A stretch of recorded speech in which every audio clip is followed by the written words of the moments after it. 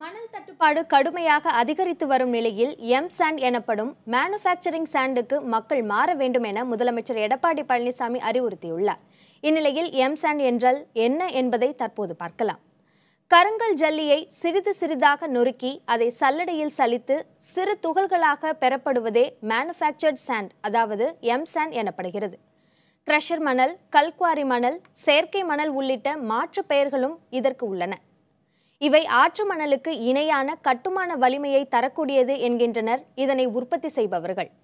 மேலும் எம் சாண்டை பயன்படுத்தி கட்டப்படும் கட்டடங்களில் சிமெண்டின் தேவை 5% வரை குறைவாக இருக்கும் என்பது உற்பத்தியாளர்களின் கருத்து.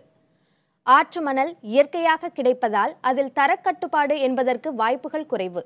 ஆனால் எம் சாண்டில் குறித்த அளவுடன் துகள்கள் கிட்டத்தட்ட ஒரே அளவில் ஒரே வலிமையுடன் இருப்பதால் தரத்தை பராமரிக்க முடியும். மேலும் ஆற்று மணலில் அதிகம் காணப்படும் வண்டல், தூசி உள்ளிட்ட வேற்றுப் பொருட்கள் கலந்திருக்காது.